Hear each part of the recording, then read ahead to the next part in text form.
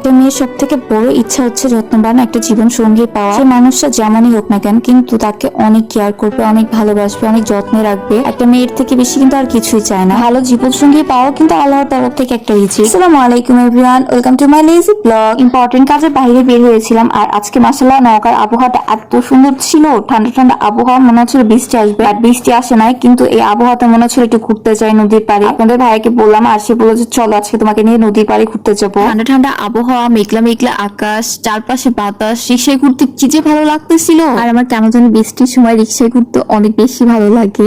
মধ্যবিত্ত বাড়ির মেয়ে তো, এই জন্য রিক্সায় ঘুরতে বেশি ভালো লাগে। আমার ভিডিওতে কিন্তু আপনারা আহামরি কিছু দেখতে পারবেন না। আমি মধ্যবিত্ত বাড়ির মেয়ে, মধ্যবিত্ত বাড়ির বউ। আমি কোথায় ঘুরতে যাই, কি করি, সেটাই আপনাদের সাথে ছোট ছোট ব্লগ আকারে শেয়ার করি। আমার ভিডিওটা যদি আপনাদের কাছে ভালো লেগে থাকে, অবশ্যই লাইক কমেন্ট শেয়ার করে পাশে থাকবেন। আর অনেকে ভালো নাও লাগতে পারে, তারা প্লিজ স্কিপ করে যাবেন। এখন চলে আসি আপনাদের সাথে একটা ভাইরাল মুড়ি মাখা নিয়ে। আপনাদের ভাইয়া বলতেছিল চলো আজকে তোমাকে ছোট যমুনার পাড়ে ভাইরাল বাটি মুড়ি মাখা খাওয়াবো। এখানে আসার পরে আমরা দুটা বাটি মুড়ি মাখা অর্ডার করে দিয়েছি। আপনাদের ভাই বলতেছিল সে কলেজে থাকতে আঙ্কেলদের কাছে এরকম বাটি মুড়ি মাখা খেত, আর এখনো কিন্তু এভাবেই বিক্রি করে। কিন্তু আমার কাছে অনেক ইউনিক লেগেছে। আমি আগে কখনো এভাবে বাটিতে মুড়ি মাখা বিক্রি করতে দেখি নাই। বাটি বলে না গাবলা বলে আমি শিওর জানি না, প্লিজ আপনারা কমেন্টে বলে যাবেন, আমার ভুল হতেই পারে। আর আমরা দুইজন দুইটা বাটি নিয়ে এখানে ব্রিজের সামনে চলে আসছি যে নদীর ভিউ দেখবো আর মুড়ি মাখা খাবো। এই প্লেসটাকে নওগাঁর ছোট যমুনা বলে। আর ট্রাস্ট মি, এটা হচ্ছে কোটি টাকার একটা ভিউ। 24 আওয়ার্স চোখের সামনে ইট পাথরের শহর দেখে একটু যখন এরকম গ্রামের মধ্যে একটা ভিউ পাওয়া যায় শহরের মধ্যে, কি যে শান্তি লাগে। আপনাদের সাথে তো শেয়ার করাই হলো না যে মুড়ি মাখাটা কেমন ছিল। অনেক মজার ছিল। আপনারা চাইলে এক বাটি নিতে পারেন, দুইজন মিলে এক বাটি ইনাফ হয়ে যাবে।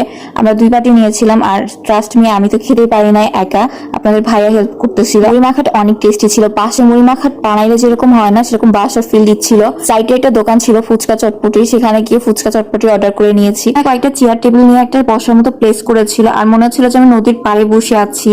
যারা প্রকৃতি প্রেমী আছে তারা এই প্লেসে আসলে তাদের মাইন্ডটাই ফ্রেশ হয়ে যাবে। কথা বলতে বলতে আমাদের ফুচকা চলে এসেছে। এখানে আমি ফুচকা অর্ডার করেছিলাম, আর আপনাদের ভাইয়া অর্ডার করেছিল চটপটি। আমি হচ্ছে ফুচকা লাপার, আমি যেখানে যাই না কেন আমার এক প্লেট অন্তত ফুচকা খেতে হবে।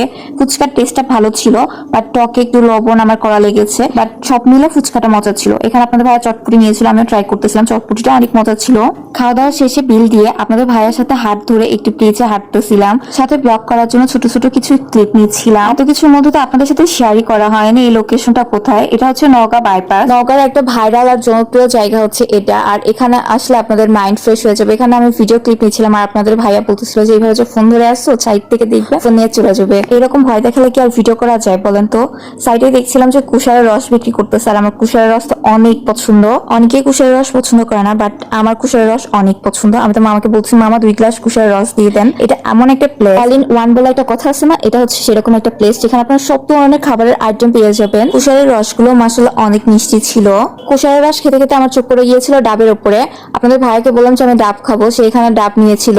ডাবের দাম তো বাবা এত বেশি, মনে হচ্ছিল যে পারলে পুরা জমিতে আমি ডাবের গাছই লাগাই দিব। এখানে ছোট একটা ডাবের দাম ছিল 150 টাকা। আমি ডাব নিয়েছিলাম যে ডাবের শ্বাস খাবো, কিন্তু এই ডাবে তো শ্বাসই ছিল না। যাই হোক, লস প্রজেক্ট। ডাব খাওয়ার পরে সাইডে খেয়াল করলাম যে একটা হাট বসেছিল। আপনাদের ভাইয়া বাসার জন্য কিছু নাস্তা কিনে নিচ্ছিল এখান থেকে।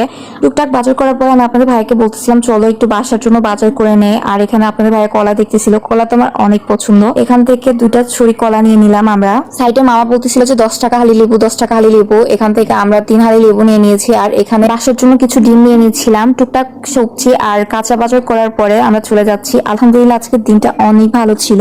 আজকের দিনে কিন্তু আমি খুব সাধারণ জিনিসপত্রই খেয়েছি আর আপনাদের সাথে শেয়ার করেছি। পারলে কিন্তু আমি এই টাকা দিয়ে রেস্টুরেন্টে বসে একটা পিজা অর্ডার দিয়ে খেতে পারতাম, তো আজকে প্রকৃতির মাঝে বসে চটপটি, ফুচকা, মুড়ি মাখা, ডাব, কুশারের রস, আইসক্রিম খেয়ে যে শান্তিটা পেয়েছি, হয়তো বা রেস্টুরেন্টে এসি রুমে বসে আমি এই শান্তিটা পেতাম না।